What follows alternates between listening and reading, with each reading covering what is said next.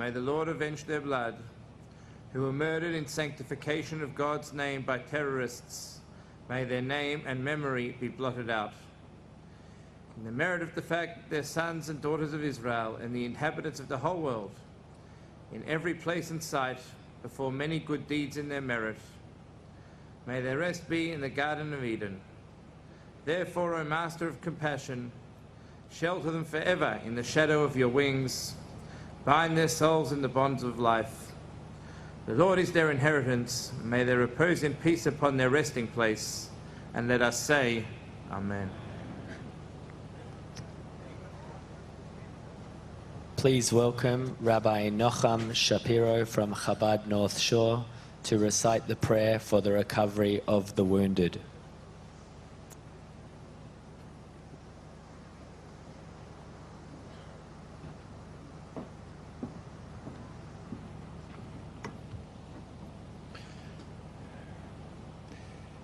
Misha Beirach Aviseinu, Avraham, Yitzchak, Yaakov, Moshe, Aaron, David, Shlomo. V'yivarech, v'yirapei, es kol haptsuyim, b'apigua haratzchoni, ha'idei mechablim yimach shemom, b'ner Aleph de Chanukah, kan b'Vandai Beach. V'frat, Arson ben Zoya, Chaya Bashter Nesora, Doiber ben Talia, Elon ben Ira, Elon ben Shimshon, Geffen ben Esther, Levi Zev and Lisheva Rachel, Mesha ben Binyamin, Mesha Yenason ben Zipera, Shoshana bas Mina, Teva bas Fege, Yaakov ben Etel, Yaakov Yisrael ben Sarah, Yaakov Doiv ben Pnina, Yehuda Leib ben Manya, Yenason ben Zipera, Yosef ben Stern Sarah. Bavur, Shekol Hakol Hakodish Hazeh, Mispalalim, V'nedim Litzdaka, V'esim, Milyonei Mitzvahs U'maitzim Tevim, Ba'avuram. V'schazah HaKadosh Baruch Hu Yimalei Rachmim Aleim, L'achlimam U'l'rapeisam, L'achzikam U'l'achayesam. V'yishlach Lahem Me'erer Refuah Shleimah Min HaShamayim, L'chol Levoreim V'gideim, V'seich Shar Cheli Yisrael, Refuah HaNefesh, U'refuah HaGuf, V'noimar Amen.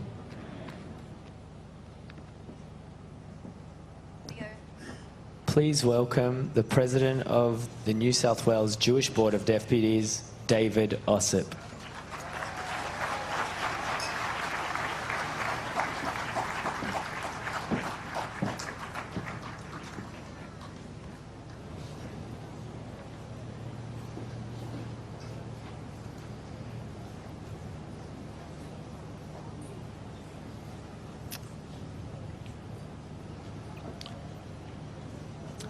Ladies and gentlemen, my name is David Ossip, and I'm President of the New South Wales Jewish Board of Deputies, the roof body of the New South Wales Jewish community. From the bottom of my heart, I want to thank each of you for being here tonight in solidarity with the New South Wales Jewish community on this, the 8th night of Hanukkah, this special night of unity and commemoration. I acknowledge the presence here tonight of Their Excellencies Governor-General Sam Mostyn and Governor of New South Wales Margaret Beasley.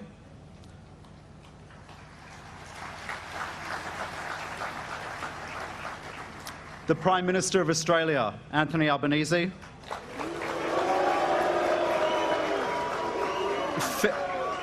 Federal, excuse me. Federal Opposition Leader Susan Lee.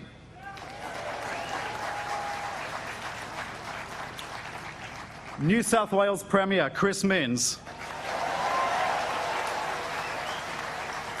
who has not missed a funeral, a synagogue service, or an opportunity to be with the Jewish community this week.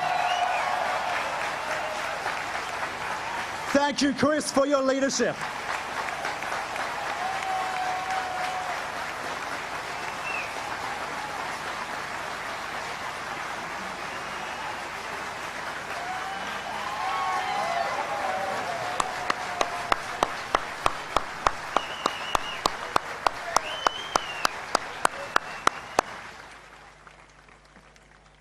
acknowledge the Leader of the Opposition in New South Wales, a hero, Kelly Sloan.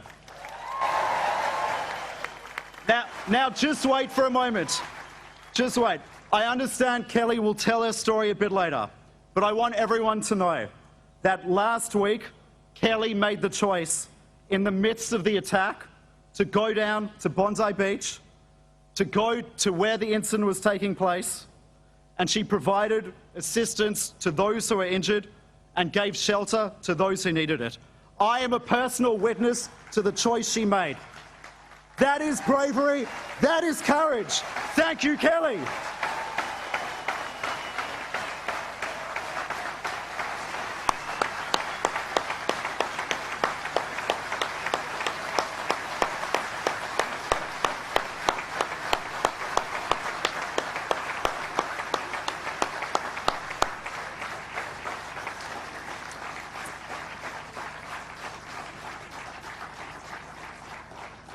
I also welcome all of the parliamentarians who have joined us tonight, including ministers and shadow ministers, mayors, councillors, leaders of faith communities, first responders, including Police Commissioner Mal Lanyon, surf club presidents, sporting teams, representatives of the Bondi. Thank you.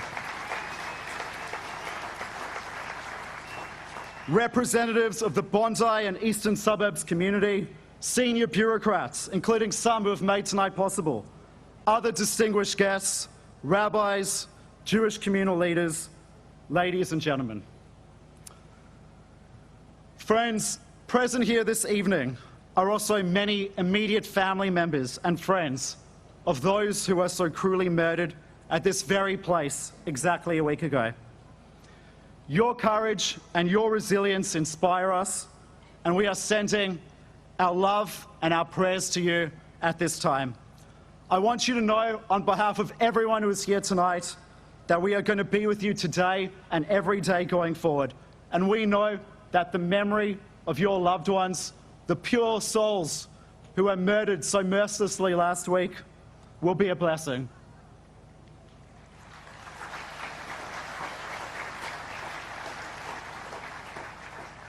To those who are injured, some of whom are here in the audience tonight, and many others who are watching online, we are praying for you and for your complete and swift recovery. This includes figures like Geffen Bitton and Ahmed Al-Ahmed,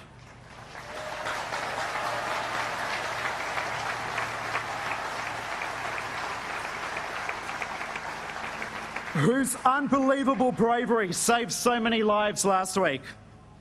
Friends, I spent time with Ahmed this morning, and his father is here with us tonight.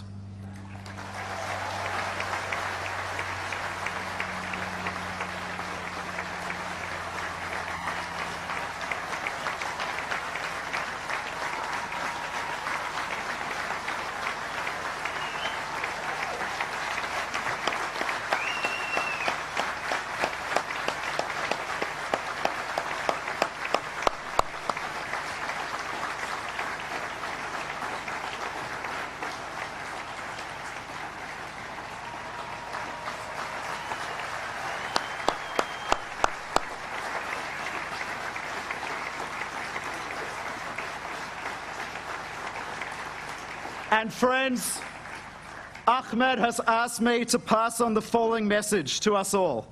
Quote, "The Lord is close to the brokenhearted. Today, I stand with you, my brothers and sisters." Thank you, Ahmed.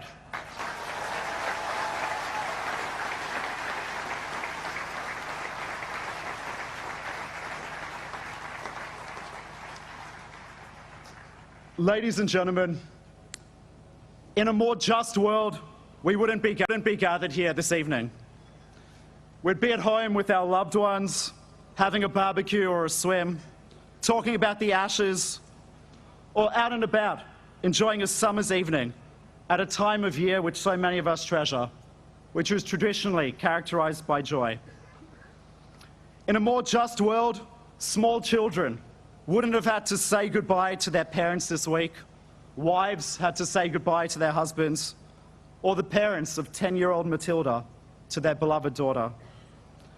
In a more just world, we wouldn't have had to explain to our children why our Hanukkah gathering here at Bondi Beach was viciously attacked by monsters last week, purely for the reason that the attendees were Jewish.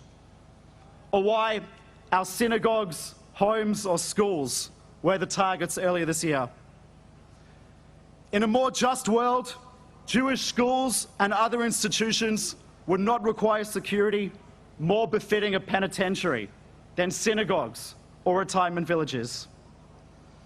And we need to ask how we've for so long accepted such arrangements as normal. And the answer to the current situation cannot just be more security and larger compounds.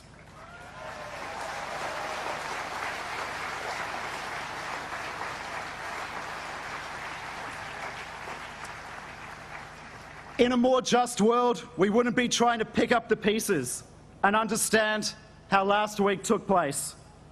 How after 2 years of escalating anti-Semitism and warnings from the Jewish community and ASIO that lives were going to be lost, that the terrorist attacks still took place. Because whilst we are all in shock and deeply sad, we are not surprised. We feared and suspected that this moment was coming.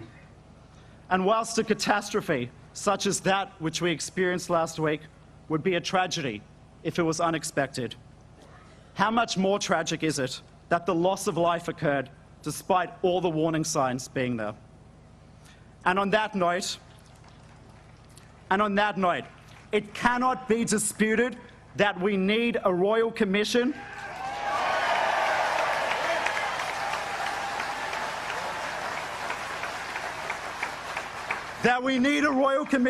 which goes beyond New South Wales to get to the bottom of how this catastrophe took place.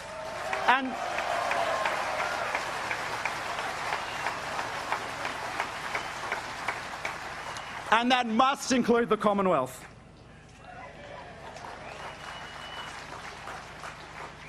Friends, all of what I've just mentioned would all be the case in a more just world. But as we know, the world and the country that we inhabit is imperfect. As Jews, we are taught that part of our mission on earth is to fix the world, to rebuild a broken planet, and to heal the fractures of our society. As proud Australian Jews who love this country with every fibre of our being, this has always been our mission, since 8 Jews arrived on this land on the First Fleet in 1788. We have always been hard-working, peaceful, and loyal citizens of our beautiful country. And we are proud that Australia is the country of John Monash, Zelman Cowan, Frank Lowy, and Jessica Fox.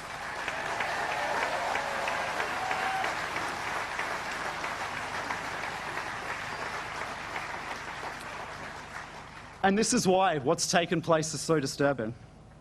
Because whilst Jewish communities throughout the ages have often found themselves living in unjust environments and subject to wanton hatred and violence, the injustice of the Jewish experience, up until 2 years ago, Australia was always the lucky country for Jews.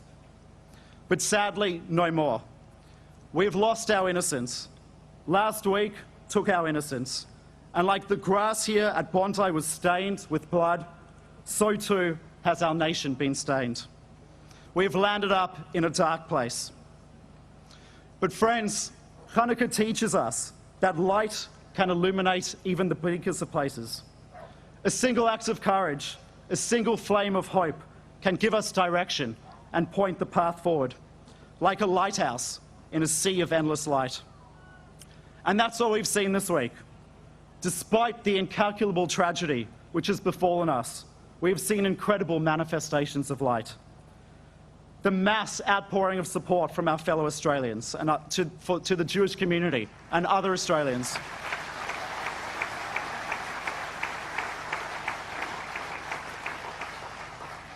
The many thousands of Australians who have donated blood. And the snaking line of... Thank you. And the snaking line of mourners who have waited at the vigil to pay tribute at Bondi Beach. We've seen the bravery of first responders, the courage of those who saved lives last week, the dignity of those who were injured. Thank you. We've seen the strength and resilience of the Jewish community, our community, who refuse to retreat or cower or become consumed by vengeance, but instead have become more determined to build back bigger and better than before, prouder of who we are and more united.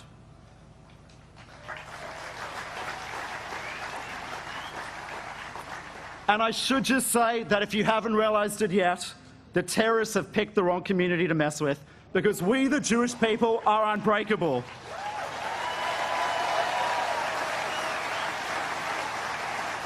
Resilience is in our veins. And we, together with our fellow Australians, arm in a...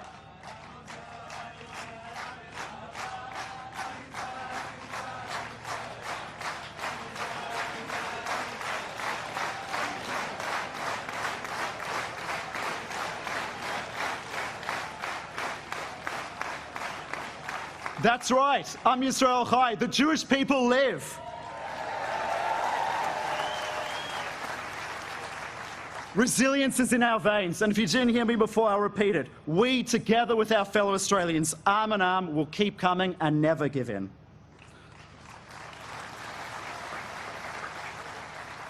Friends, there's nothing preordained about the nature of Australia, our country. Countries don't just happen or prosper by default. They come together and flourish or fall as a result of deliberate choices, of people stepping up and actively choosing what we want our society to look like. The choices of people like Ahmed Al-Ahmed or Geffen Bitton. The choice of all the people here tonight, not the person sitting next to you.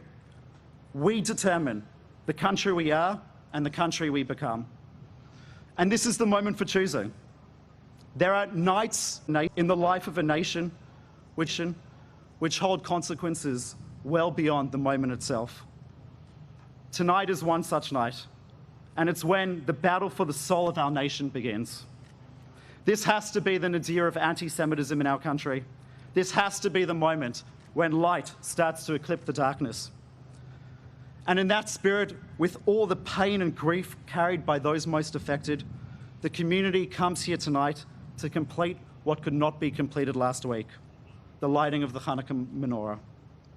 Friends, may this be the moment. May the light of the Jewish community and the light of our amazing city and country shine brighter than ever before, and may our country return to normal. Happy Hanukkah. Thank you so much for being with us. Welcome.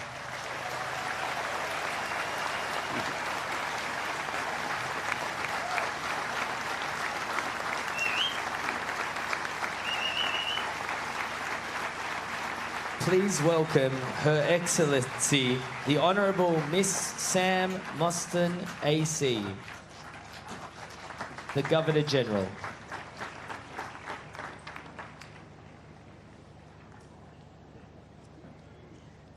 Good evening, everybody. I start by acknowledging the land that we're on, the Gadigal land, and acknowledge the traditional owners of this land and pay my respects to elders past and present. David, thank you for acknowledging the very many distinguished guests, and there are so many. I also acknowledge all dignitaries who join us here tonight, but I also acknowledge that what you have done, Rabbi Feldman, in bringing us together tonight is to bring all of us, every single person here, as an important guest as we all move towards healing and to carry light forward in this time of darkness. As your Governor-General, I join all Australians in rejecting anti-Semitism.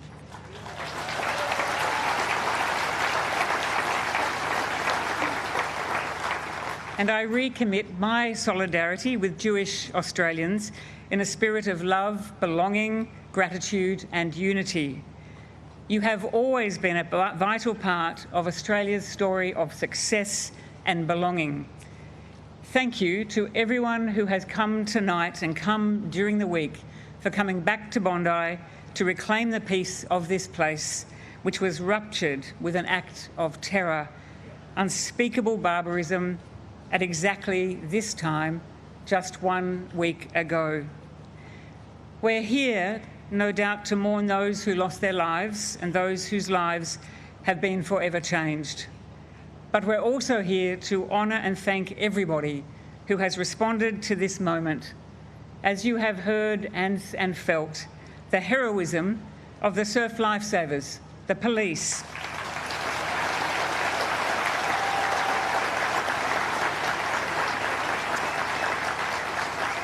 the first responders, the hospital teams, and civilians, and so many more who work with such extraordinary courage among terrible carnage.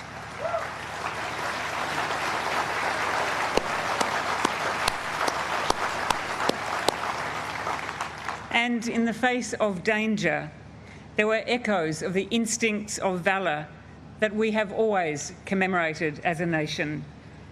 I believe we're yet to fully process the extent of heroism and bravery that defined this place at this time last week. As your Governor-General, I have promised to put care, kindness and respect at the centre of everything I do. And I took my lead from a former Governor-General, a Jewish man, Sir Zalman Cowan.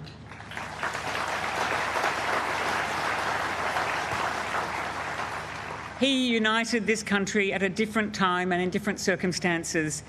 And he said that the office that I have the privilege of serving for you all must reflect the light and shade of our country back to itself, and to help interpret and describe the mood of the country, and to embody healing and to build unity. Like all Governors-General before me, in this time of great tragedy and sorrow, I've sought to interpret the mood of the nation and to stand with Jewish Australians and all Australians as we commit to peace and healing and a place where absolutely everybody belongs.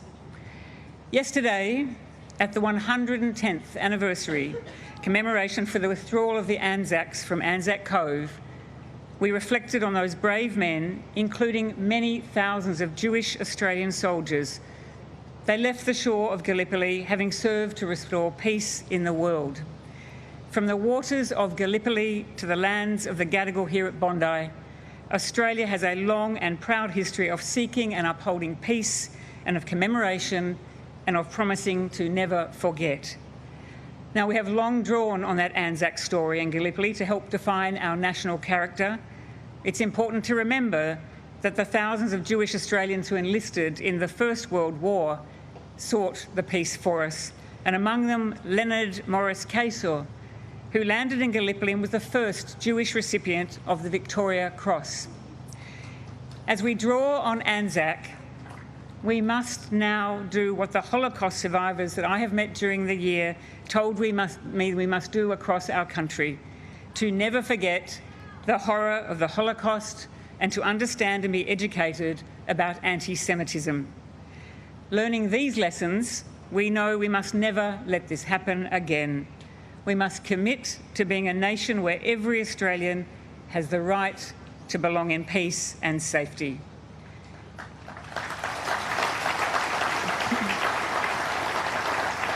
We will always remember the names of the beloved ones who died here and those who fought with courage to save lives and end the violence. Tonight and in recent days, Jewish leaders have called on all Australians of every faith, of every background, to perform mitzvah, millions of acts of care, kindness, respect, love and generosity, to embark on a national project of peace. I want everyone affected by this tragedy to know that I've received letters from the leaders of the nations around the world. The international community believes that together we can fulfil this project of unity and belonging.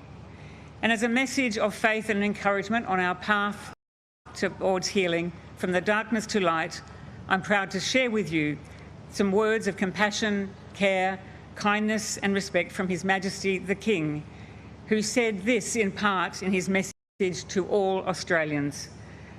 My wife and I are appalled and saddened by the most dreadful anti-Semitic terrorist attack on Jewish people attending the Hanukkah celebration at Bondi Beach.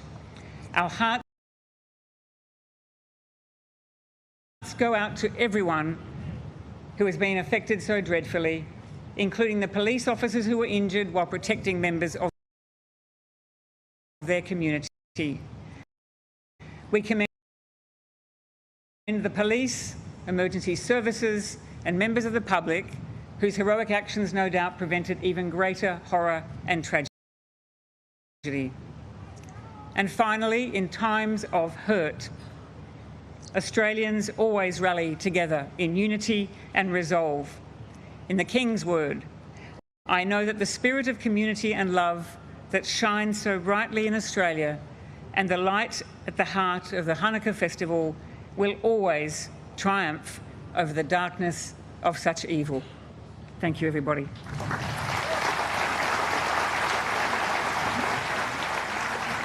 Please welcome Rabbi Mendy Kotlarski, the Executive Director of Merkoz, Global Headquarters of Chabad.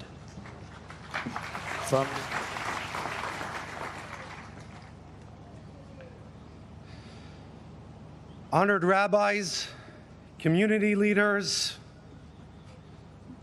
the people of this great city, dear friends, people of Bondi and people of Australia and good people everywhere. I come to you tonight from the heart of the Jewish world. I stand here representing Chabad Lubavitch World Headquarters in the name of over 6,250 Chabad representatives in 110 countries, millions of Jews in their communities and around the world, on each and every continent, in every kind of place, working hand in hand with every Jewish organization, serving Jews, serving humanity. I am here to bring you one simple message. We are here with you. We stand with you. We cry with you. We ache with you. And we bless you with comfort, with strength, with faith, and with resilience. I want to take a moment to acknowledge some of my colleagues, my dear friends from the Chabad communities around the world, Rabbi Mendel Lipsker from the Association of Chabad Hasidim, who came especially to be here tonight. And that matters, because when Jews show up for each other, when people show up for each other, the world feels it. 1 week ago, terror came to this beach. A place of joy, place of light, a place where families were coming together to celebrate the festivities, the holiday of Hanukkah. And yet we watched the epitome of evil come out. Monsters indoctrinated with hatred, taught not to build but to destroy, trained to shoot and try to sniff out those that are looking to celebrate and live happily. They came to hurt us, and yet they realized what they were up against. Look at this response. Look at each and every one of us that comes out and not says never again, but asks ourselves this important question: what are we willing to live for? What is something that we can dedicate our lives to? What is it that we are willing to stand up and teach our children in the ways of education, training? What are our fathers and mothers teaching their next generation? And tonight, each and every one of you showing up over here gives us the answer. Because the Jewish response to terror is never fear, it is never retreat, it is never silence, but our response is more light, more life, more goodness, more building, more doing, more mitzvahs. We are not going to say never again. We are going to do never again.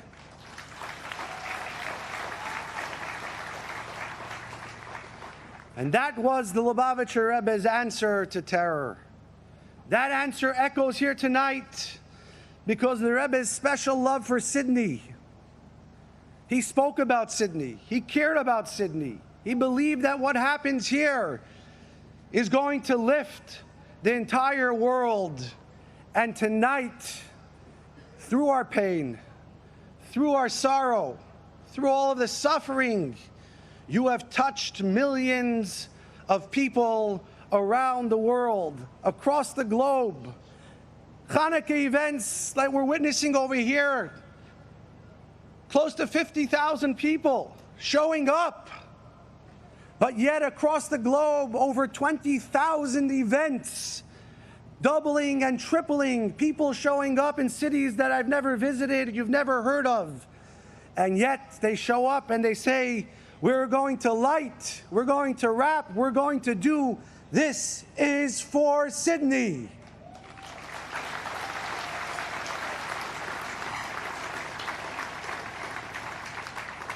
The world answered your pain with light. They showed up. Tonight, I want to take a moment to recognize what I've come to experience over the last few days. The incredible Kedoshim, the holy of holies that were sniffed from us, incredible people. The resilience of the victims that I got to visit in the hospital. Seeing their strength, seeing the way they respond.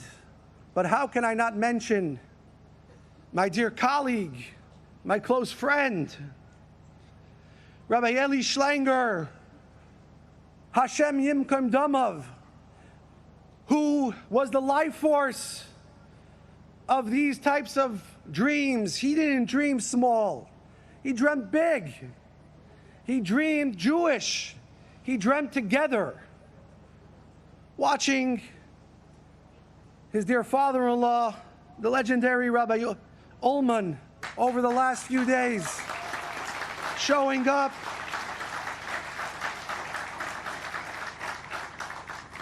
To each and every family, at every funeral, at every event. I remember how closely they worked together. In addition to losing a son-in-law, he lost a confidant, a colleague, his support, who he leaned on, who did incredible things together.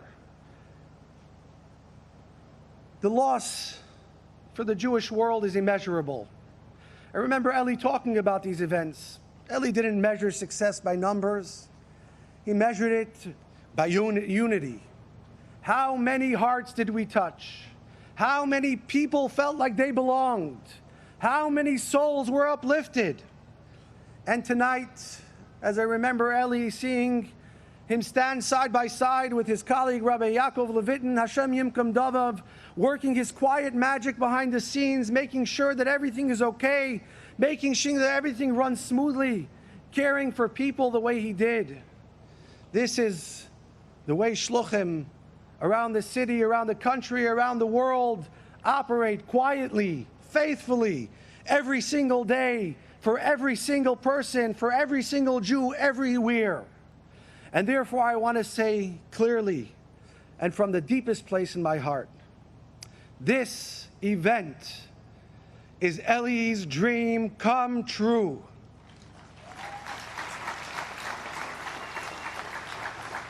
Thousands of Jews standing together as one.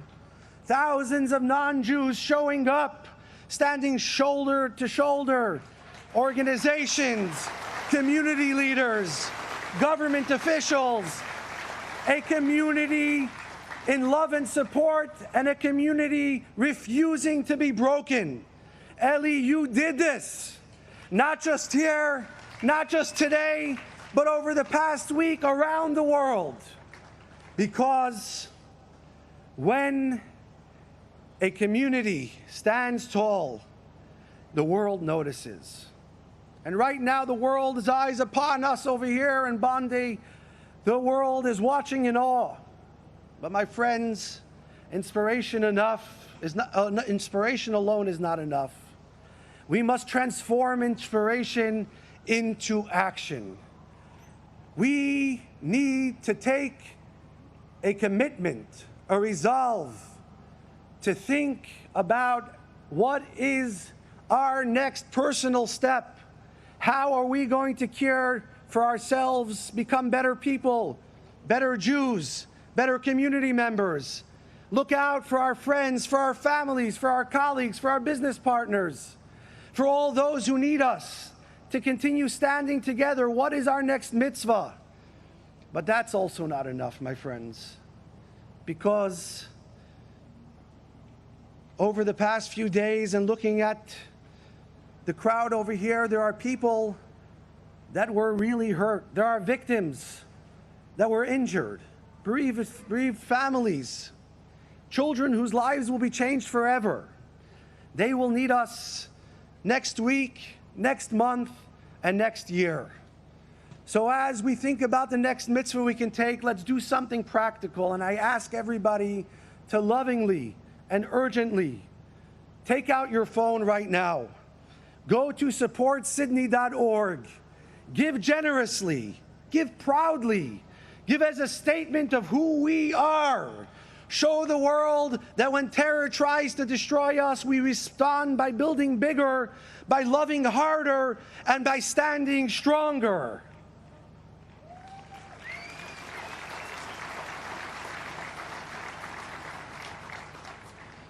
Mundai, you're not alone. Sydney, you're not alone.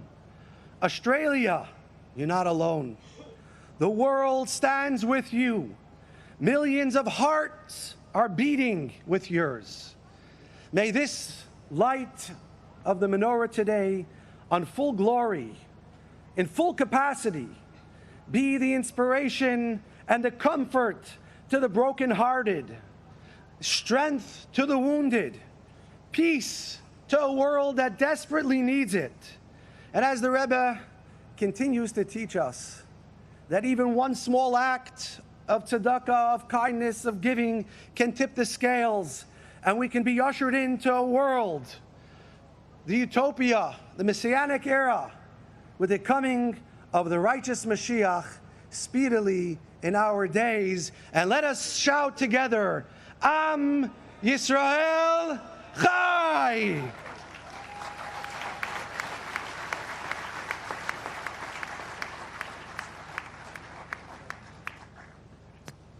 Please welcome our next speaker, Alex Rivchin.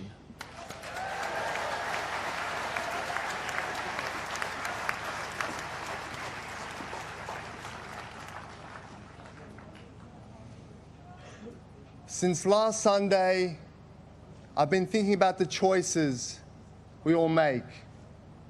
The laws given to us, beginning with the 10 Commandments, show us how to live lives of meaning and purpose, to treat each other with respect, to number our days and appreciate it all, so that the ultimate gift given to us, the gift of being alive, is not spurned. While the laws show us how to live, the choice of how we live is ultimately ours. We are each given personal responsibility, the power to choose. Every year, for the past 10 years, Rabbi Eli Schlanger chose me to address the community on the first night of Hanukkah here at Bondi Beach. And every year, I chose to stand there with him and with my daughters, first one, then two, and eventually all three, with Rabbi Eli alongside me as I spoke. I didn't know I was putting us all in harm's way. I didn't know that among us there is evil in its most pure and destructive form.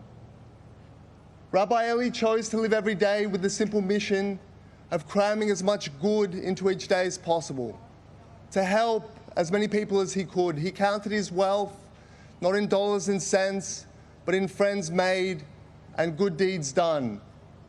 To celebrate life with a beaming smile and a dolphin painted on her beautiful face. Reuven Morrison and Boris and Sophia Goodman chose to act with the ultimate courage and reverence of life, with Instead of running or taking cover, they engaged murderers, armed with hunting rifles with their bare hands, to distract them just long enough so that others could take cover and be saved.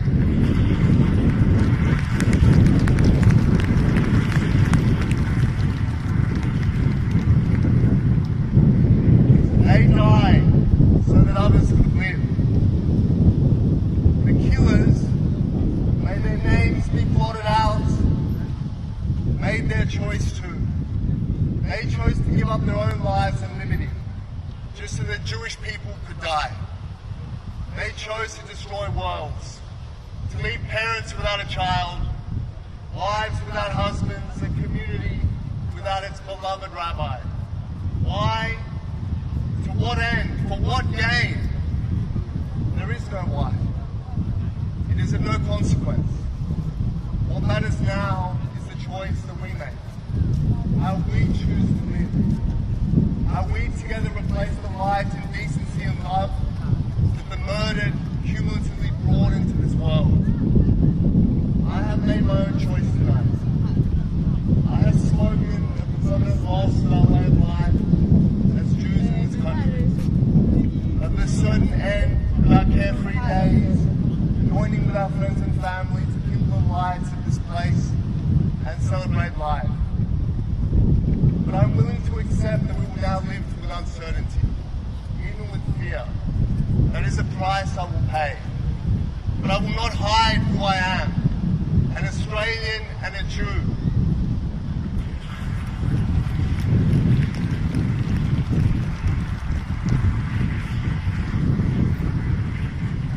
Well, that would be a price too great. So I have chosen to return, to stand again on that now sacred ground on the first night of Hanukkah next year, together with my 3 daughters,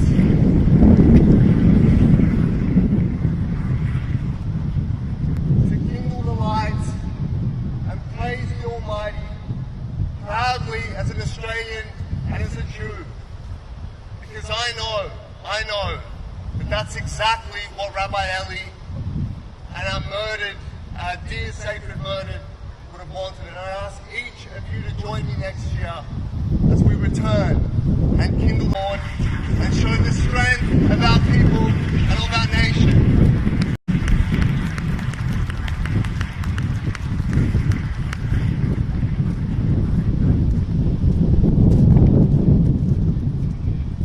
We now have a musical piece led by Rabbi Menachem Feldman, the Chazan from the Great Synagogue, joined with Ben Goldstein and the Chutney Band.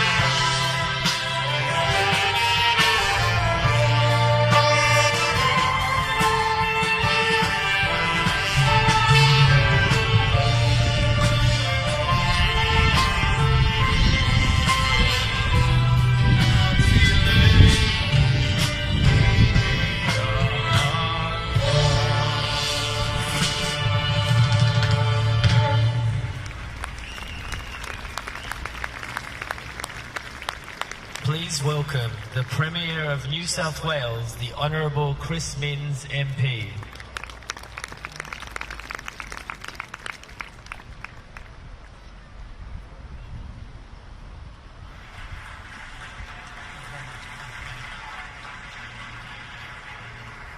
Thank you, friends. Thank you, friends.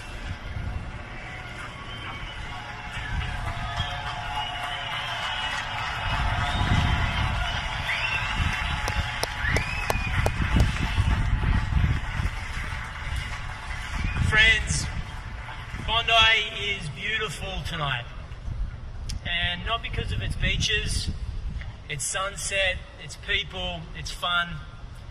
It's beautiful because you, in your thousands, in your defiance, in your resistance and resolve, you have returned to these sands just 7 days after a shocking crime and have said to the terrorists, "We are going nowhere."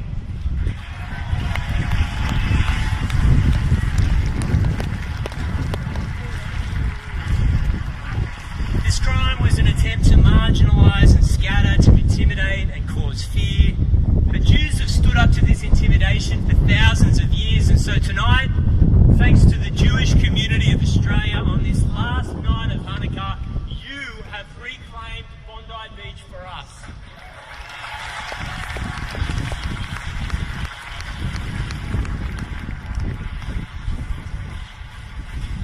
Firstly, let me say my heart is heavy for the lives that were taken here, for those who've been injured, and for the families and loved ones whose worlds will never be the same again. I want to say this clearly and sincerely. We are deeply sorry. We grieve with you, and with humility, I acknowledge that the government's highest duty is to protect its citizens, and we did not do that 1 week ago.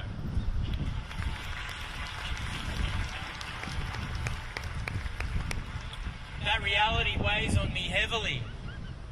We must accept that responsibility and use it to do everything and anything we possibly can to stop it from happening again.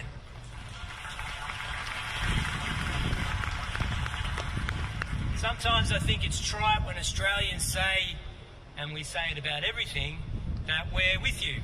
We say it from birthdays to work meetings to sporting heroes, that we stand with you, that we're with you, we're by your side. I think Aussies are better at showing it than saying it. And they've done just that in the closing days of this year. The thousands who jumped on a surfboard last Friday and paddled past the breakers to show solidarity to this community. The hundreds of first responders, including the police, the paramedics, surf lifesavers who ran straight into danger to protect our community.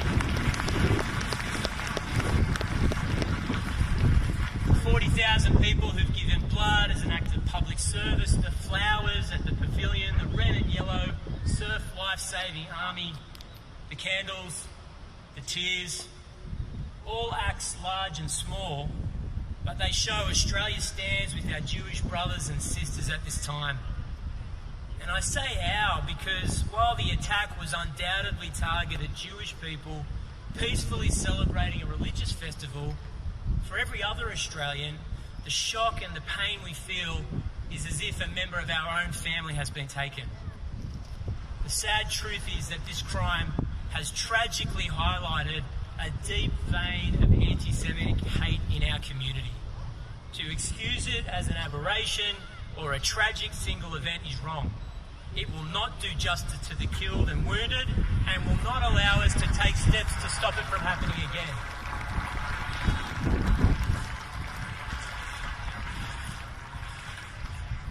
History shows us that anti-Semitism builds starting with a phrase or a chant, then migrating to the airwaves or in modern times onto the internet, then graffiti on Jewish buildings, then damage to property, then arson, and then murder. In the book of Psalms, we read, "Who is the person who desires life, who loves days to see goodness? Guard your tongue from evil and your lips from speaking deceit. Turn away from evil and do good. Seek peace and pursue it." The psalm teaches us a profound truth. Thoughts become words, words become actions. The danger we must confront is the deliberate incubation of hatred. This includes organisations and individuals who promote violence and division, sometimes cloaking it in ideology or even the perversion of religion. This must be confronted.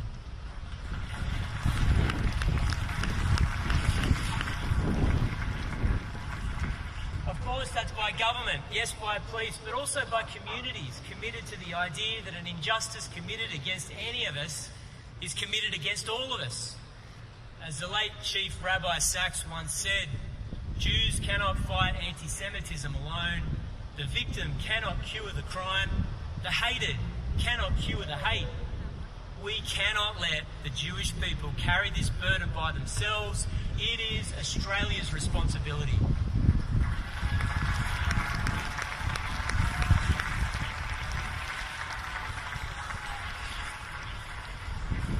We must pay special mention to the Chabad community of Sydney, personified by Rabbi Ullman.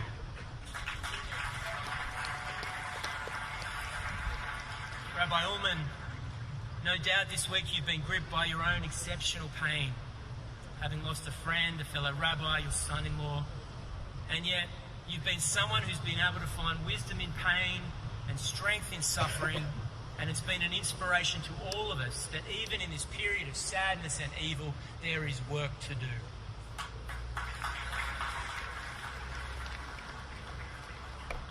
Tonight we light the 8th and final candle of the Hanukkah menorah, and it compels us to ask, what will we light tomorrow? How will we carry this light forward when the candles are no longer burning? Civic and government leadership now has a heavy burden: security for this community, justice for the dead and the injured, and action to confront this hatred. But the psalm does not end with solely government responsibility. It says, seek peace and pursue it. And that is the task of every citizen. Peace doesn't happen by accident. It must be actively pursued through compassion, through kindness, and moral courage.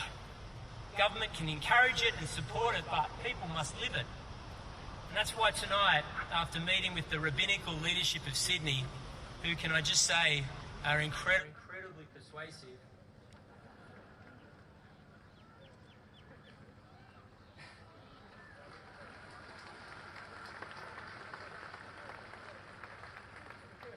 Rabbi Feldman, Rabbi Ellie, Rabbi Wolf, Rabbi Benny, they're very persuasive people. But after consultation with the rabbinical leadership of Sydney and hearing their strong views, in fact demands for positive action following what happened on Sunday, we're launching tonight a campaign in their honour and in the honour of the people who've been killed and those who are injured and all who are suffering. The initiative is called One Mitzvah for Bondi.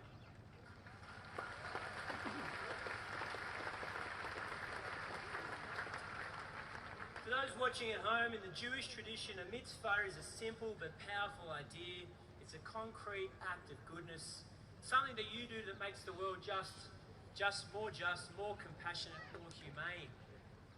The One Mitzvah for Bondi campaign is inspired by the spirit of Rabbi Eli Schlanger.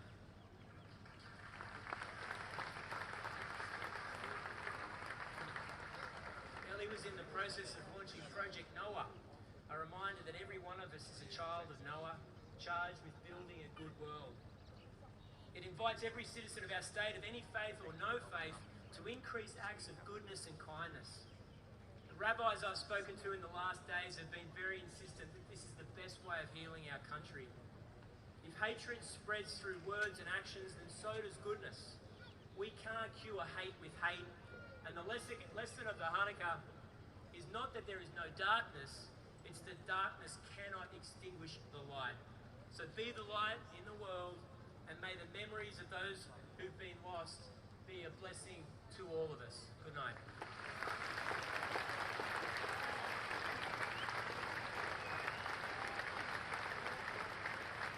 Please welcome the Leader of the Opposition, the Honourable Kelly Sloan, MP.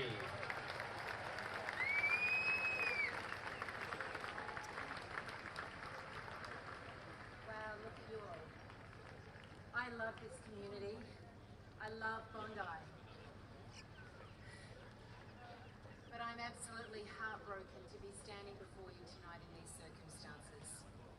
I'm standing before you, of course, as the leader of the New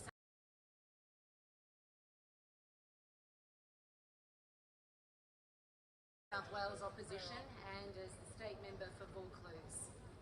But I'm more than that. I'm a regular person. I'm a member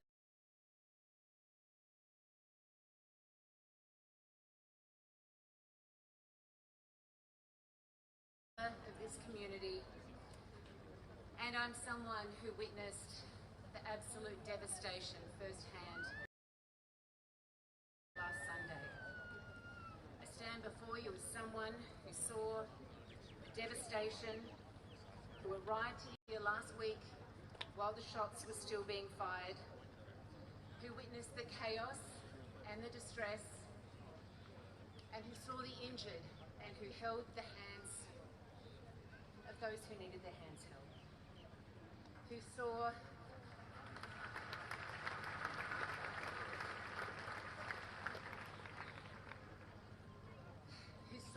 the chaos and the terror, but also saw the kindness and so many acts of bravery.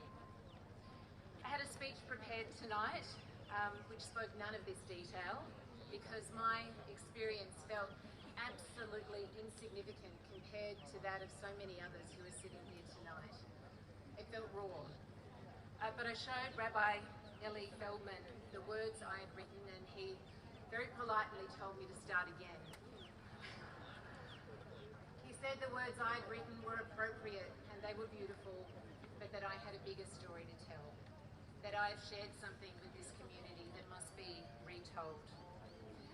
Rabbi said to me that bearing witness and recounting that story might be hard and it might be confining for people sitting here, but it is important, and he is right. Because through the ages, people have denied the pogroms, the massacre of Jews. Indeed, within hours of the attacks on Sunday, there was already that sick denialism, propaganda on social media. Claims that Arsen Ostrovsky, the man that you would have seen in the media with blood down his face, who is sitting here in front of me tonight, and Arsen, you're looking so much better than last time I saw you. They claimed it was part of some sort of theatre, that it was made up. And then they got fact checkers to prove that it was real. The digital hallmarks, the AI that didn't quite align. So yeah, his story was real, but let me tell you, my proof, because I stood there amongst the destruction and the chaos, and I saw Arsen, and he was standing there alone, in shock, looking like a statue, a bloody statue out of a movie. It was real. It was very real, and I went up to Arsen, and I took his arm, and I led him to brave beachgoers who'd come up from the surf to help and provide assistance. His story is one of many that I witnessed that day. Earlier that evening, I'd been celebrating the first day of Hanukkah just up the road in Dover Heights, and people were laughing and they were dancing, and it was such a joyous occasion. And I was on a stage just like this, about to address the crowd, about to talk about the hope I had after a horror start to the year, a year that had started with our community facing consistent firebombings almost day after day, and vandalism, helicopters flying over our houses at night while we slept to keep our Jewish neighbours safe. A year where the Jewish community had been doxxed, they'd been abused, they'd been unable to attend university, they had been abandoned by old friends and colleagues in the most heartbreaking way, and people were in fear, and they were accused of overreacting, and no one, very few at least, paid attention when community leaders said, they warned that history tells us that hate speech makes violence possible.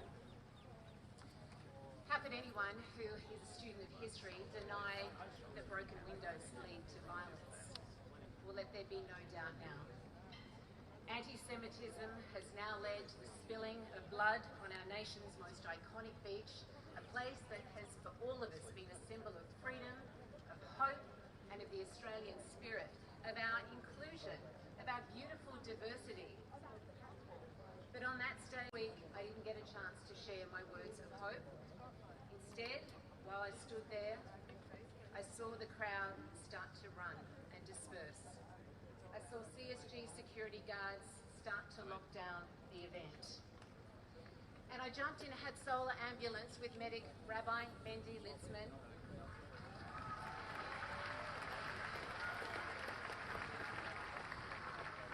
Mendy is here tonight, and he is still working. Raise your hand, Mendy. What a hero.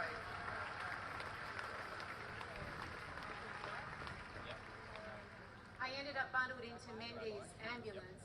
I don't know that he needed an extra passenger, but he was on the phone to his colleague Yankee, who had been shot, and Yankee was in a bad state. So we raced down here to Bondi, arriving within minutes, and we parked under that bridge while the gunman was still on top. And Mendy grabbed his kit and he raced into the scene without any thought for his own safety, making impossible choices about who to deal with first and who to treat. And I helped a man and his 10-year-old boy who were hiding under that bridge get into our ambulance because I thought they'd be safer there. And then I walked into the scene. And what I saw will haunt me forever. But I saw police running into the scene, fast and unhesitating, with guns drawn, headed into danger. And I heard, thank you to our police. And the final pop, pop, pop of gunfire. And I tried my best to help. A surf lifesaver told me, grab bandages. I said, what do I do? And he said, plug the holes. And I ended up sitting next to people and holding their hands, putting blankets over people who we couldn't help anymore. And I had people fall into my arms who were grief-stricken because they felt that they hadn't done enough, and we all felt that way. But man, I saw them as heroes, and they were heroes, and there was nothing more any of us could do.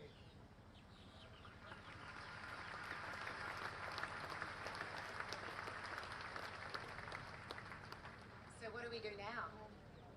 How do we save our community? How do we honour the lives of those 15 people who passed away? It is an impossible task. And how do we say sorry? How do we say sorry for failing our community? How do we comprehend what has happened to our country?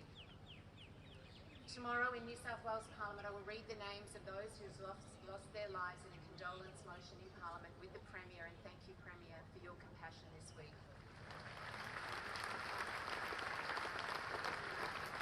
We will honour the first responders, the surf lifesavers, the regular citizens who came to help, including the brave Ahmed Al-Ahmed, who I visited in hospital, Superman, to the rabbis who were strong and brave and who've carried such a burden for the community this week. We will honour the police, and we will honour all the people who visited Bondi with bunches of flowers and who sent messages. And that outpouring of love has given me hope. It's given me hope that we will mend together. But tonight I'm here with you, our community, with you, steadfast, with our broader Bondi and Eastern Suburbs community, to say that I am in pieces with you, but I will be strong like you are strong, and you inspire me. And together we will find the light together.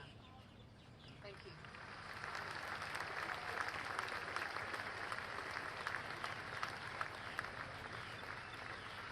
Please welcome Daniel Aguillon, the President of the Executive Council of Australian Jewry.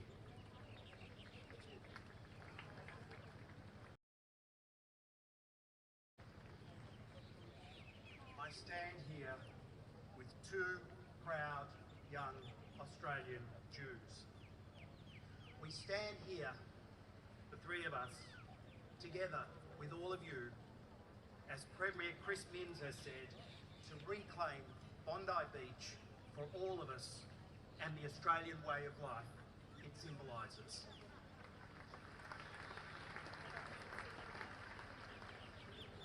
The ISIS terrorists do not decide who we are and what our future will be. We Australians make that decision. We Australians will not be dictated to by anyone, and especially not those who wield violence and fear in the name of hate. The Australian Jewish community has experienced 2 years of unrelenting vitriol and hate. Protests calling for eradication of our right to speak in support of our freedoms and Israel's right to exist and to defend itself from butchery.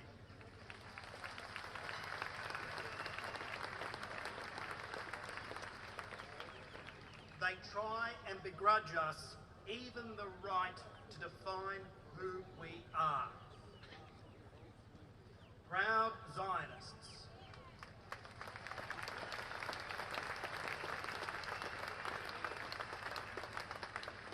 And even what we believe. We have endured 11 firebombing attacks upon our synagogues and facilities, homes, businesses, and a childcare centre within the last 18 months. And now, just a week ago, the cold-blooded murder of innocents. Our people at Bondi were cut down for who they were, not for anything they did. We warned the government of the risk again and again, but our many warnings were not listened.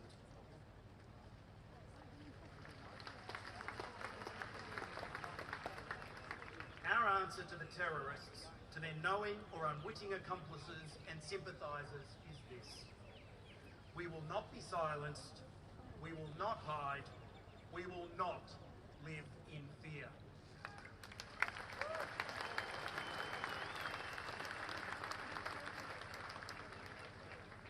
There were many heroes at Bondi. Among them are Boris and Sophia Gorman of blessed memory,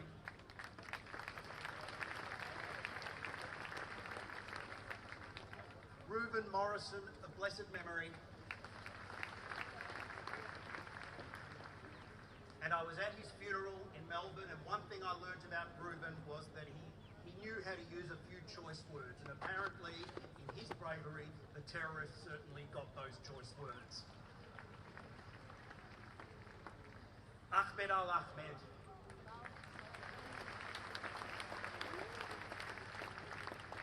Geffen Biton.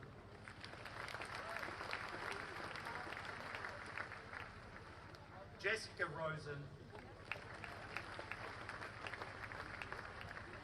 Policemen Jack Hibbett and Scott Dyson, who are still in hospital and for whom we wish a speedy recovery.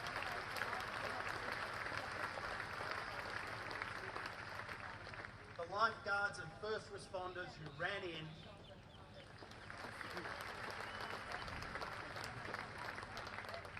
Our very own beloved Hatzolah.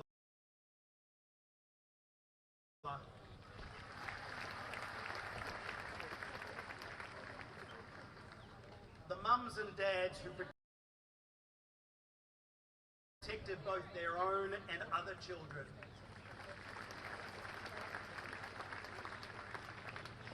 And the young and dedicated members of our own community security group.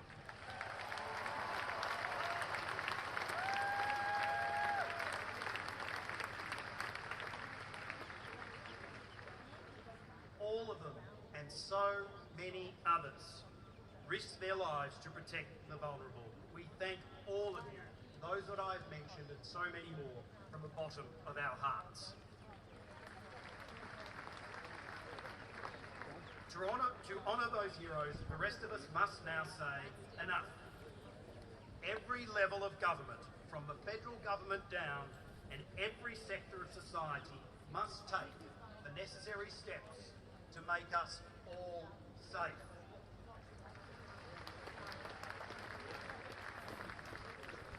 One necessary step is, as David Ossip has already said, and I thank him for the courage to say it, a Commonwealth Royal Commission.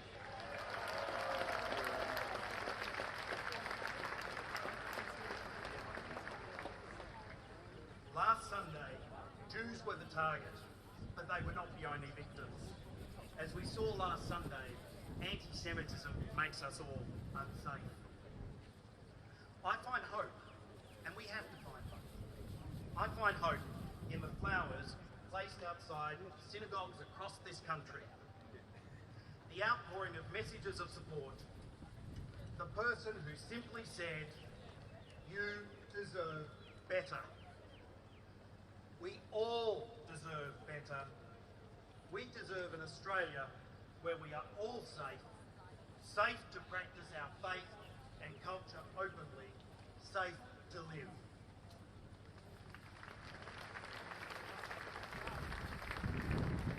The proud young Australian Jews on this stage and the young Australians, Jewish and non-Jewish, that they represent deserve that. We owe them nothing less. Many of you are wearing these stickers for 10-year-old Matilda, the youngest victim of Australia's worst terrorist attack with the most Australian of names. Valentina, Michael, and your family, I spoke to you before, our hearts go out to you. Know that the Jewish community and the whole of Australia is with you.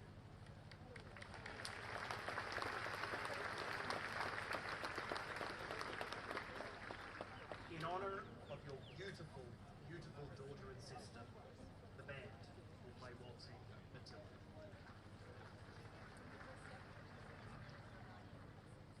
Please welcome David Campbell to sing Waltzing Matilda.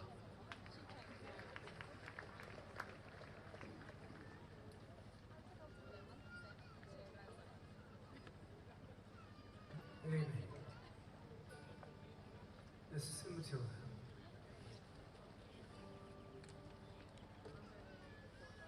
Once a jolly swagman came by alone under the shade of a cool oak tree, and he sang as he watched.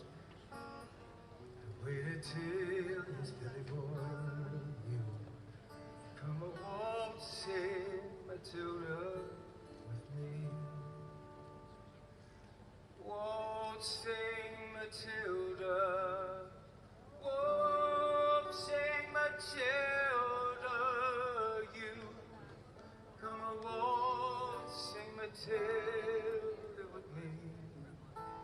And he sang as he watched, waited for his belly boy. You come a waltzing Matilda with me.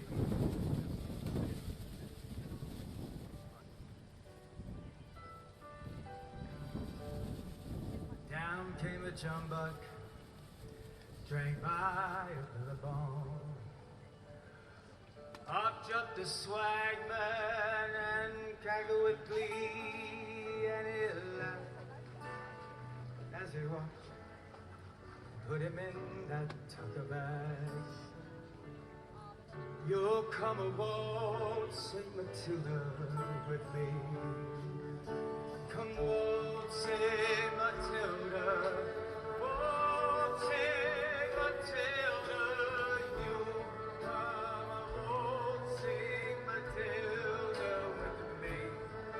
And he sang as he tied that jumbuck in his tucker bag. You'll come a waltzing Matilda with me. Sing it with me. Waltzing Matilda, waltzing Matilda, you'll come a waltzing Matilda with me.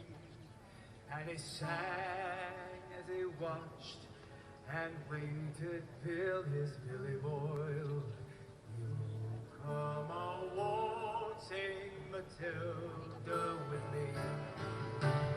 Waltzing Matilda, waltzing Matilda, you'll come a waltzing Matilda with me.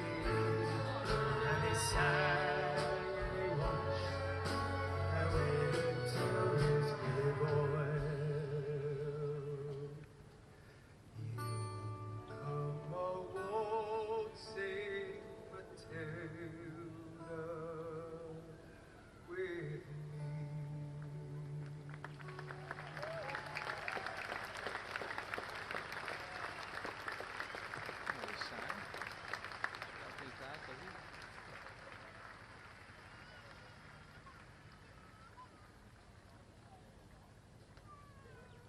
Next up, we welcome a survivor, Chaya Dadon, joined by her parents, Rabbi Menachem and Shterli Dadon from Chabad for Israelis, and they are joined by Erin Moller.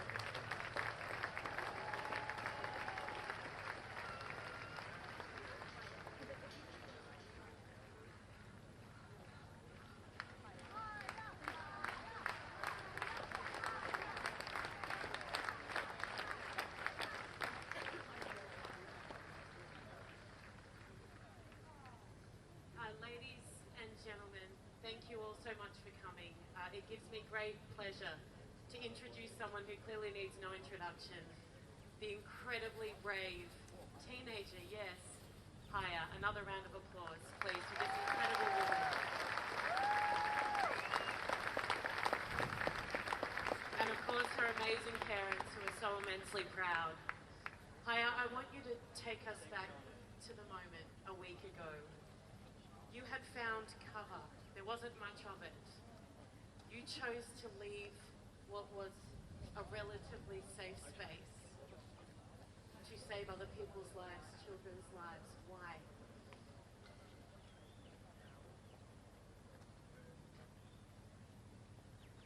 Like, that's the answer.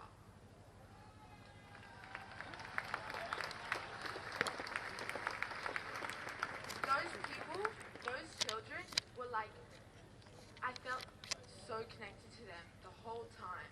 And we don't, that's the thing about the Jewish people. Like, I saw those kids and they were mine. They were my kids. And I knew whatever I was going to do, I was going to do it for them.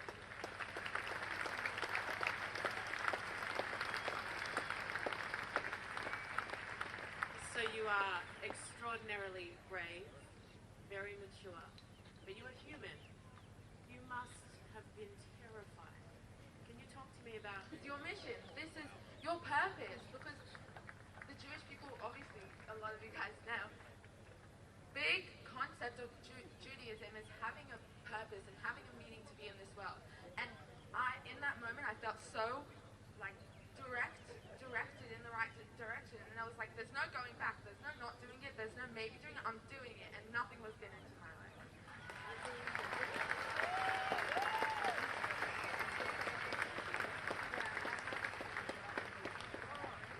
I want to ask you now how your world has changed over the past week. And I'm sure, in fact, I'm not even going to put words into your mouth because you just told me you felt no fear.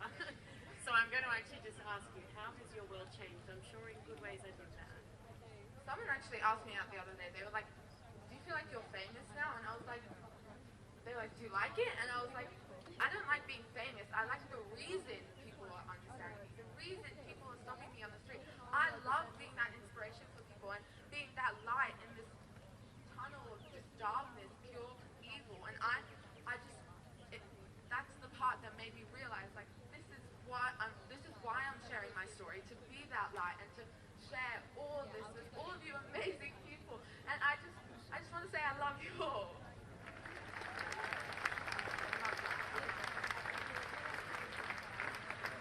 Chaya asked me just off stage then if we could be television best friends, but I feel a little bit threatened, to be honest, so I'm not sure I'm ready to him. She's too good. Chaya, last question for you. What is your message to Australians? And I know there are so many here who are Jewish and there's so many here who are not Jewish, who care deeply about your community and about you. What do you want to say to Australia? The thing is, I have so many quotes and so many inspirational lines that just popped into my head. Like, I have so many things, so many lessons that I've been taught, so many, like, crazy, like, so many ideas and concepts, obviously, like, the basis of Judaism, and then I'm like, that's it. Like, I know I said this before, but all of the, the learning and all of everything that led to this moment, and in that moment, I was like, this is it. Be that light. If you guys get inspired by one thing at all, be the light in that field of darkness. And you know what? They're just gonna make us stronger. I said this, I'm sure a lot of you heard this, but I said this so many times. They think by doing that we're gonna be we're obviously mourning, but we're getting stronger as a nation, and we're growing, and like sometimes growing hurts, but we're growing, and life is going to move on, and why not make the best of it?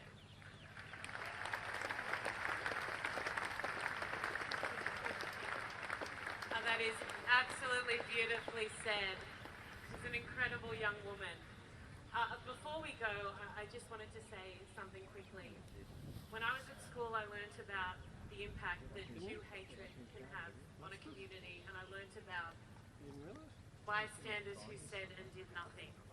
In 100 years, our children's children and their children's children will learn about what happened here at Bondi last Sunday. They'll learn about the terror. They'll learn about the tragedy. They'll learn about the names of those we lost. They'll also learn about stories like yours of heroism, stories like Ahmed's, stories of Kelly, of everyone who ran in to help the police. They'll also learn, and just as importantly, what we did next as a nation. And may that be moral courage, strength, leadership. May that be the silent majority in this country standing up and roaring to life. May it not be moral cowardice, and may it not be more failure. Thank you, ladies and gentlemen.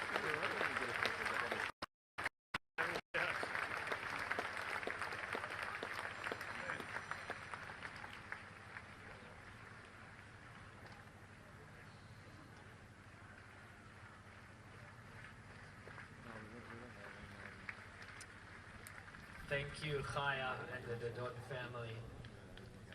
Please welcome next Rabbi Yehoram Ullman, the Rabbi of Bondi Chabad, to say a few words.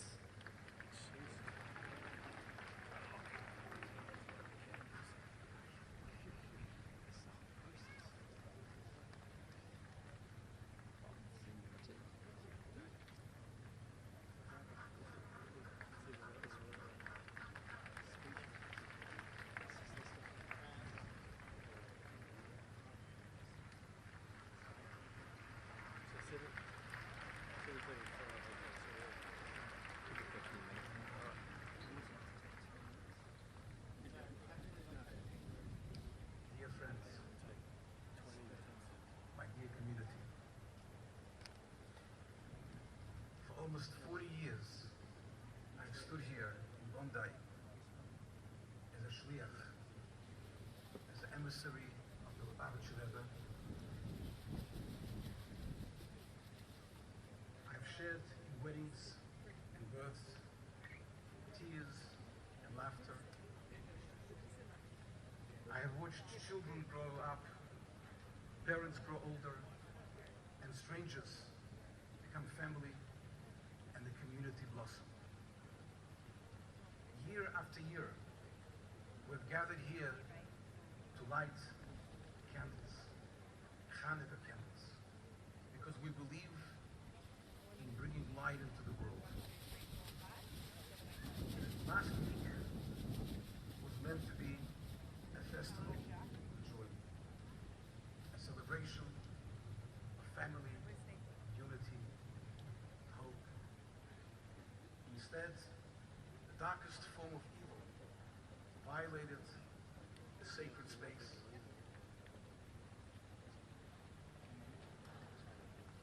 But we are back. I stand here tonight to say loud and clear that darkness does not get the final word. So how are we going to vote for it in the draft?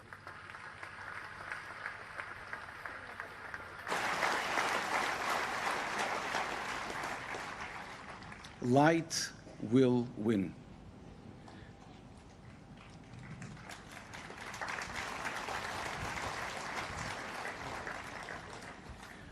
On the first night of Hanukkah, we were prevented from lighting even one candle.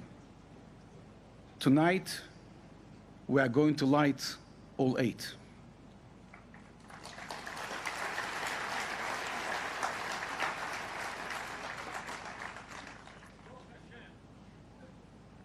On the first night, we expected 1,000 people. Tonight, I found out in the news 20,000 or more, how many came.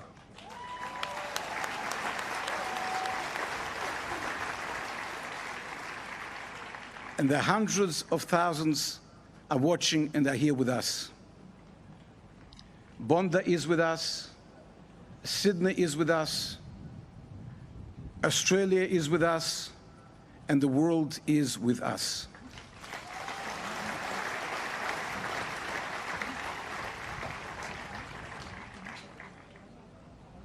As the previous speaker, Daniel Agion, said, we are not retreating, we are not hiding, we are not shrinking. We are responding with more light, more love, and more unity.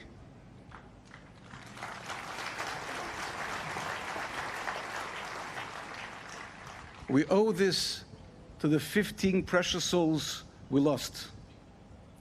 The Torah teaches us that the greatest way to honor those who are no longer with us is, in the words of King Solomon, V'hachai yitain eliboy, to live a life inspired by the memory. And as Rabbi Kotlarski said, that the only way we can let the goodness continue is only through actions. Each one of the 15 precious souls, Hashem Yikoim Domom, has left us with lessons we can emulate. I want to name each one along with only one thing we can learn from them.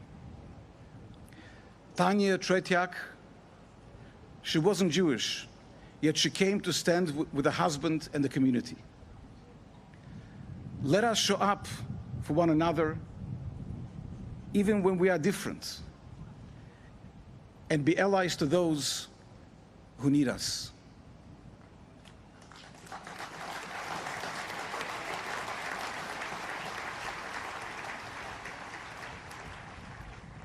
Marika Pogani, a tireless volunteer who delivered thousands of meals.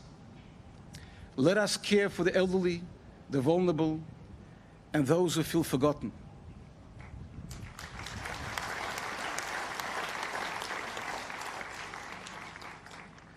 Adam Smith, known for his legendary hospitality, let us open our homes and our hearts and make others feel welcome.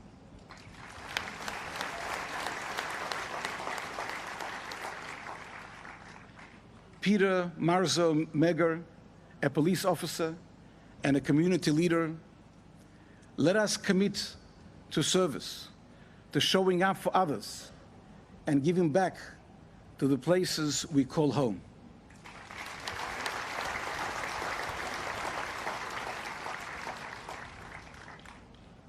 Dan El-Kayam, he was killed while celebrating his Judaism on a beautiful day.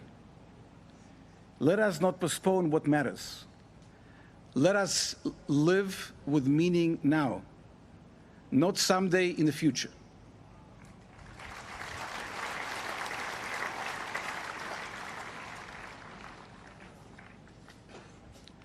Matilda B. Britvan, a beautiful, spirited 10-year-old child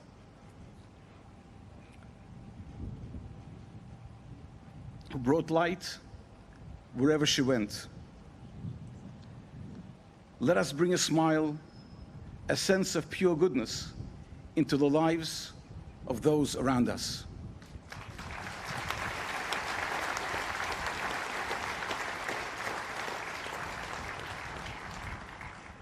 Boris Gurman, who bravely attacked and tackled a gunman to protect others.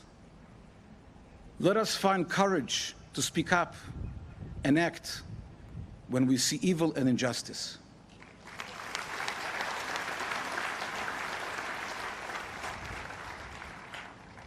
Sophia Gorman, who met prejudice with principle. Let us respond to hatred with dignity, humanity, and moral strength.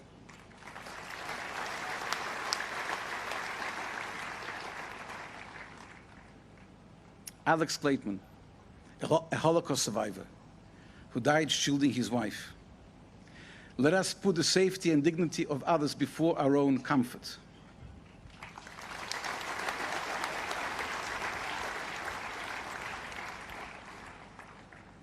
Tibor Weizen, who greeted children in our synagogue with a smile and a lollipop. Let us make our community a place where the next generation feels safe, happy, and loved.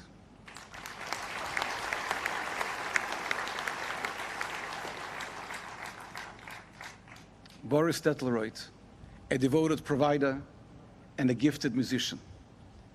Let us work hard for our families and use our talents to bring beauty into the world.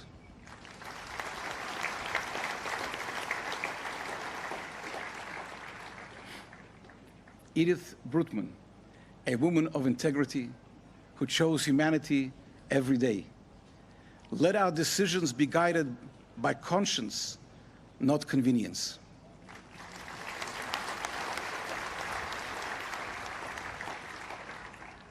Reuven Morrison, who fought back with courage, determination, and faith. Let us stand firm in what we believe is right.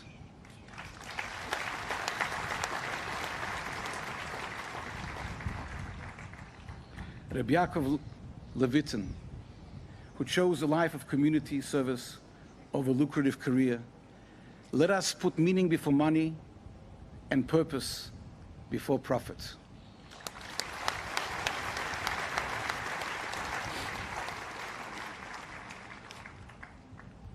And finally, my beloved son-in-law, Rabbi Eli Schlanger, who treated every human being as precious, whether a prisoner or prime minister, a billionaire or a beggar. What he saw was a soul deserving of love. Let us try, each in our own way, to see people as he did.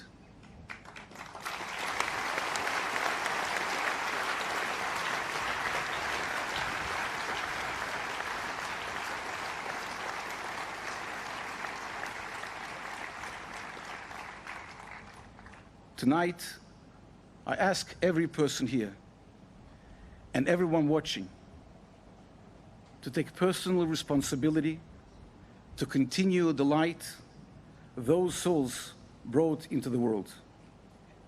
Let us not wait for tomorrow. Let us start today, tonight.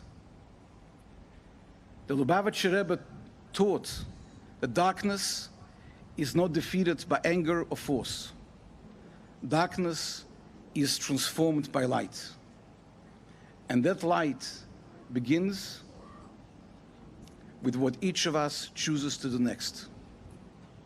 And returning to normal is not enough. Sydney can and must become a beacon of goodness. A city where people look out for one another, where kindness is louder than hate, where decency is stronger than fear. And we can make it happen.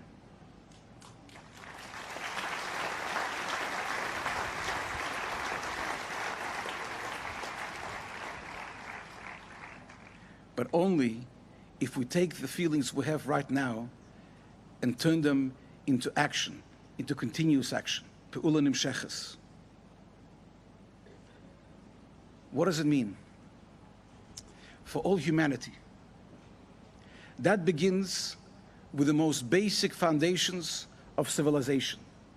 The 7 biblical Noahide mitzvahs, laws, which means to respect the sanctity of life, to reject violence and cruelty to all living beings, to value family, to act honestly, to protect justice, to recognize that there is one God who calls us to live with decency and responsibility and to honor him.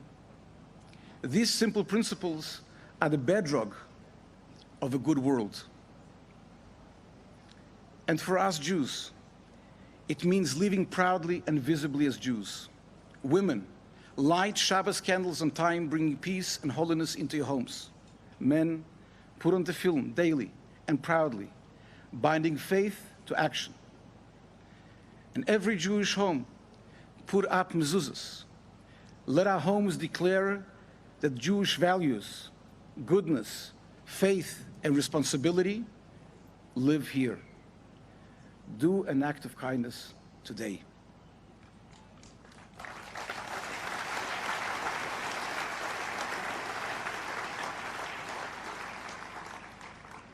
Have compassion for others. Resolve a conflict peacefully today, not tomorrow. Every positive choice we make brings healing not only to us, but by extension to the whole community and to the whole world. Our tradition teaches us that goodness is contagious. One good deed leads to another, and the world itself begins to change. When light multiplies, history shifts direction. We have to make history today. Ani Ma'amin, I believe with complete faith that as we respond to this pain with more goodness and more light, we bring closer a world without hatred, without violence, without fear. A world filled with dignity, with peace, with hope. A world of redemption, ushered by a righteous Mashiach. We can't wait any longer.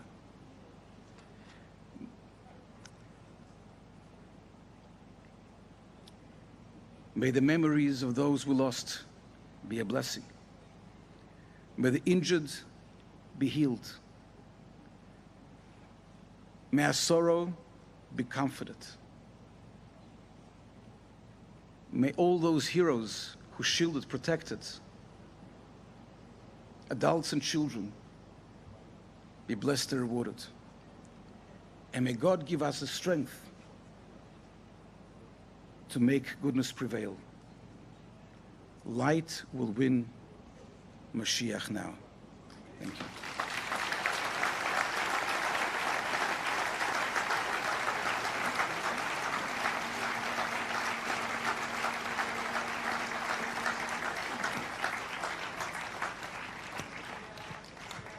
Please welcome Rabbi Mendy Ullman from Bondi Chabad. Lead us in the prayers for the menorah lighting. Please stand if you're able to.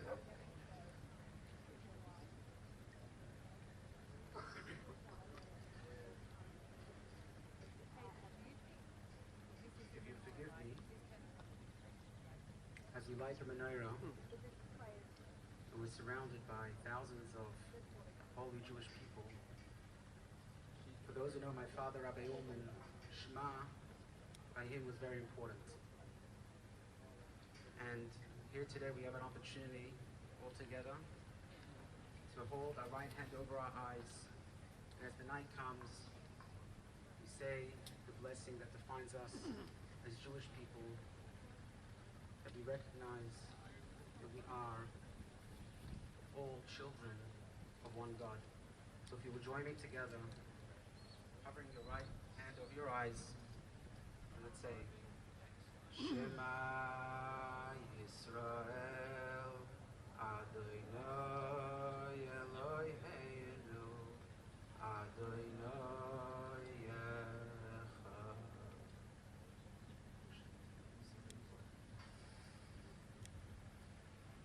Baruch atah Adonai Eloheinu melech haolam, asher kiddushanu b'mitzvosav, v'tzivanu lehadlik ner Chanukah. Baruch atah Adonai Eloheinu melech haolam, she'aseh hayomim hohem izman haser.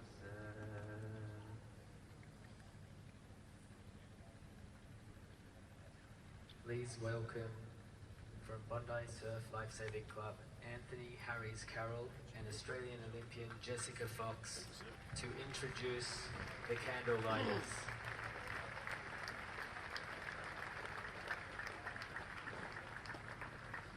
Bondi has been my home for many years, a place of surf, light, peace and harmony. It's a beach where we live, we save people, nature is respected, our background, our culture, it's everything at this beach.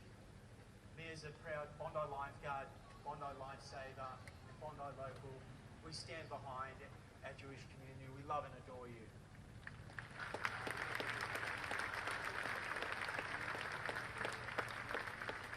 It's deeply moving to be with you all this evening together. The events that unfolded here on Sunday have shaken us deeply. They have had a devastating impact on our Jewish community, our Bondi community, and our Australian community as a whole. What was once a place of safety and joy became the site of unimaginable loss. And we carry that sorrow together tonight. We wish long life to the families who have lost loved ones. May their memories be a blessing. And to those who are injured, both physically and emotionally, may healing and peace come gently and in time.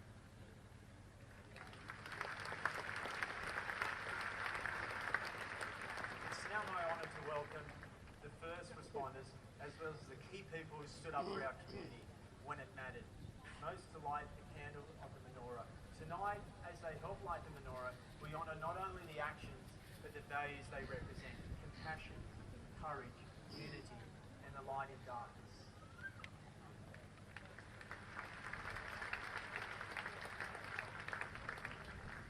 The shemesh, the candle that lights all others, symbolizes the courage of those who bring light in darkness.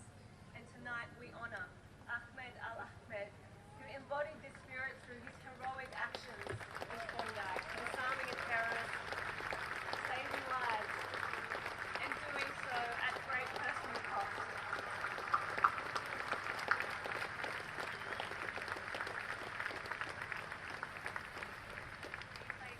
The safety of strangers above his own in a moment of profound courage. And here to light the candle is his father, Mohammed Fateh Al-Ahmed.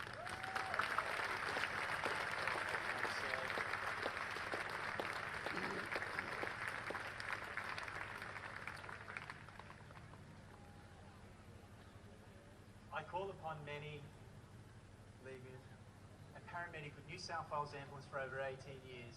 In the aftermath of the devastating events at Bondi Beach, New South Wales Ambulance personnel were among the very first on scene, providing life-saving care with courage, professionalism and humanity. He was joined by Rabbi Mendy Litzman, OAM, a leader, a volunteer who cut solar.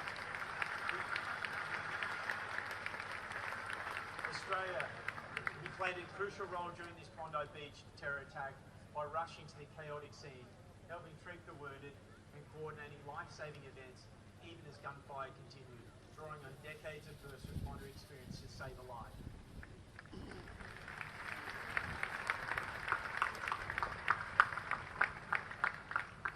We invite New South Wales Police Commissioner.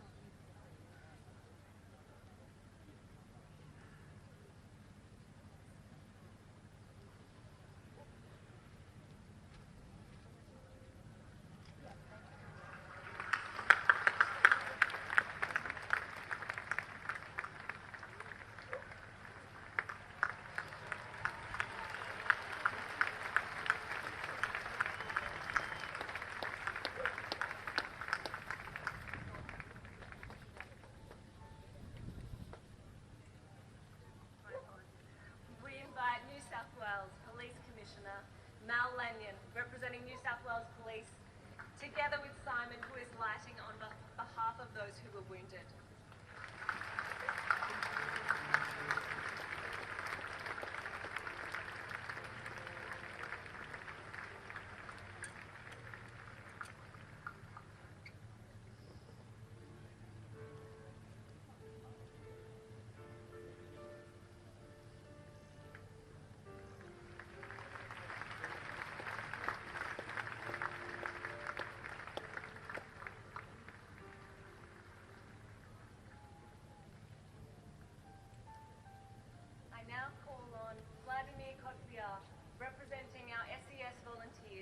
with quiet strength, selflessly serve our community in moments of crisis.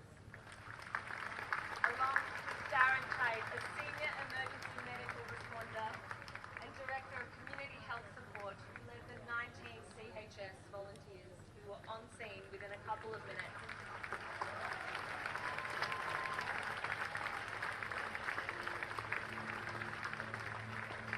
They spent hours triaging and treating the many injured. And the Commissioner and Chief Executive of New South Wales Ambulance, Dr. Dominic Morgan, ASM.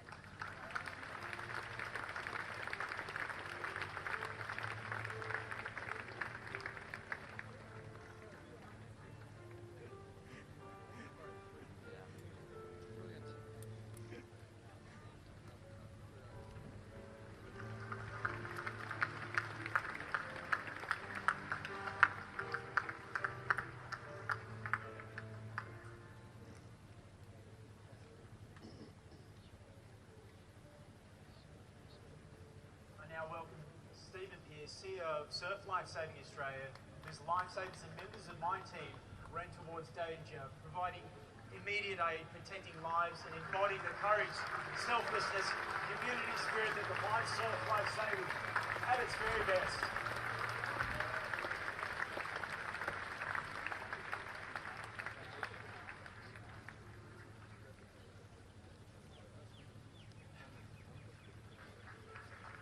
And my fellow lifeguards, for the professionalism that they displayed, the courage, I'm so proud of you boys. I'll be with you forever.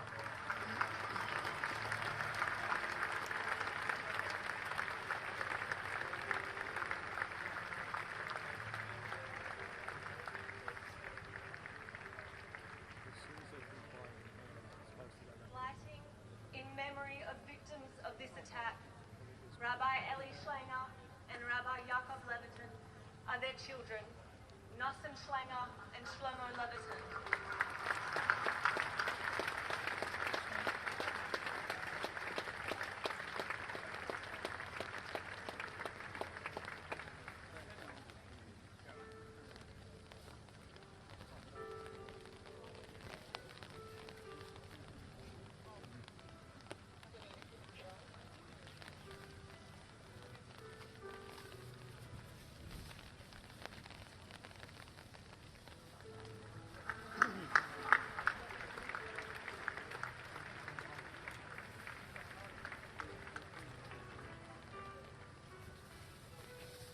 Lighting in honor of his son, Leibel Lazarov, who was wounded in the attack, Rabbi Yossi Lazarov.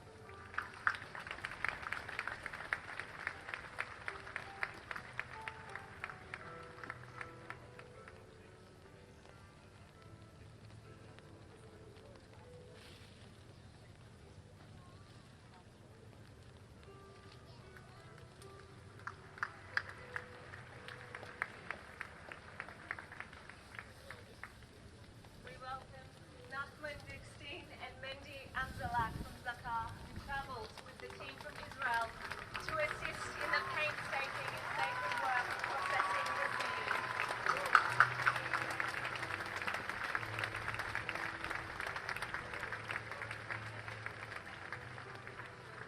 For the victims and their families. They are joined by David Todd from the Sydney Chevra Kadisha. The organisation worked tirelessly to facilitate funerals for the victims under tragic circumstances. We invite them to light the assist hugging before they lit a candle.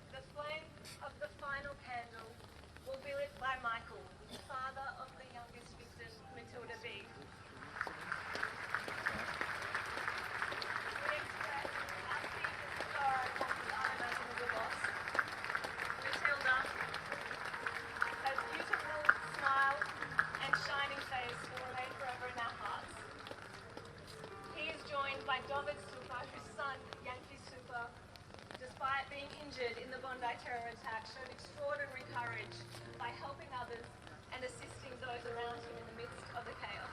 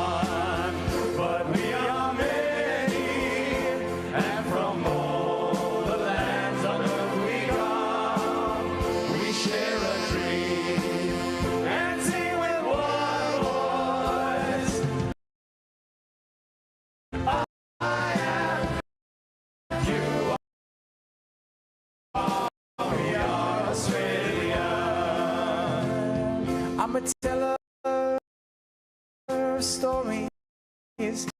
I'm a singer of songs. I am Albert Namatjira, and I paint the ghostly guns. I'm Clancy on his horse, I'm Ned Kelly on the burn. I'm the one who sang Matilda, we are Australia. I'm the hot wind from the desert, I'm the black soil of the plains, I'm the mountains and the valleys, I'm the droughts and flooding rain. I am the rock, I am the sky, the rivers when they run, the spirit of this great land. I am Australian. We are one.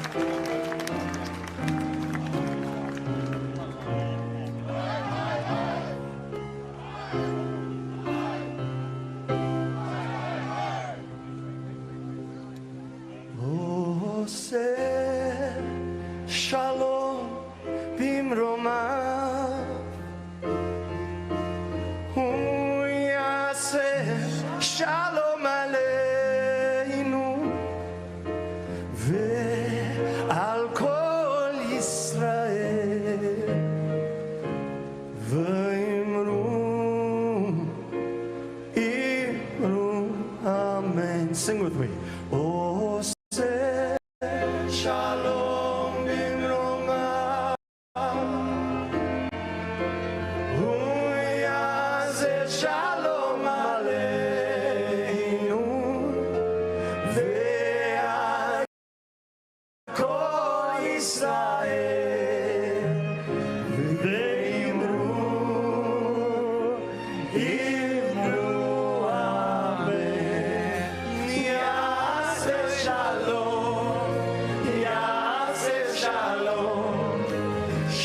Shalom aleinu ve'al kol Yisrael.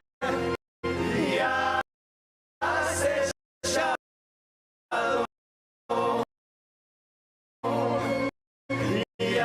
Yaseh shalom. Shalom aleinu ve'al kol Yisrael. Yaseh shalom. Yaseh shalom. Shalom aleinu ve'al kol Yisrael. Yaseh shalom. Yaseh shalom. Shalom aleinu ve'al kol Yisrael. Yaseh shalom. Yaseh shalom. Shalom.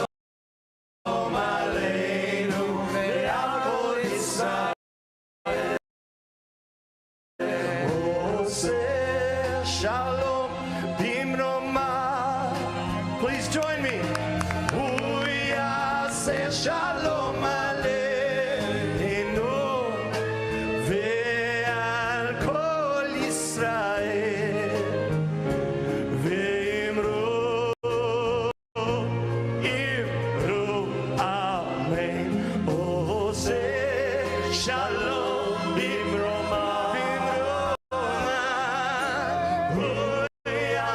Say shalom aleinu.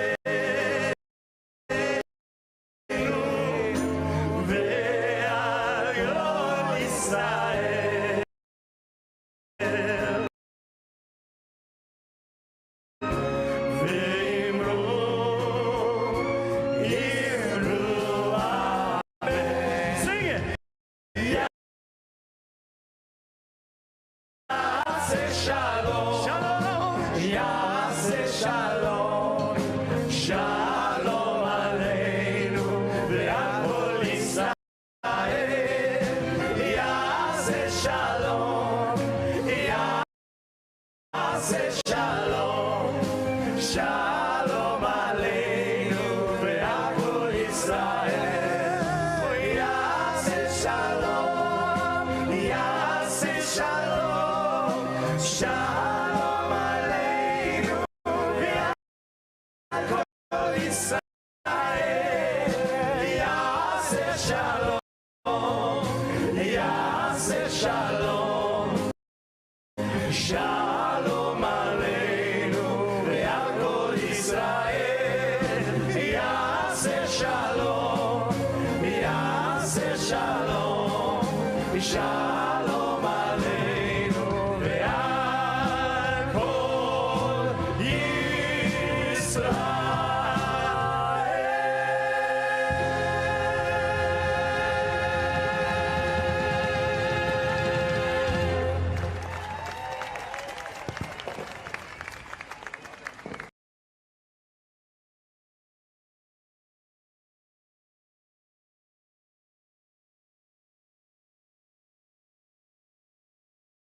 大家好，我是主播周玉琴。很多的朋友告诉我们，太阳星全效克菲尔益生菌帮助了睡眠品质。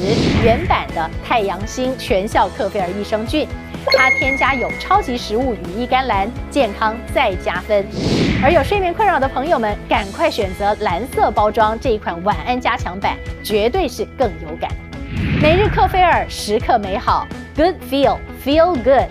请上快点购为健康下单，而且要记得输入推荐代码，有额外的折扣优惠。太阳星全效克菲尔益生菌基础版、晚安加强版，新包装改版，内容不变，抽取更方便。要吃就吃最好的。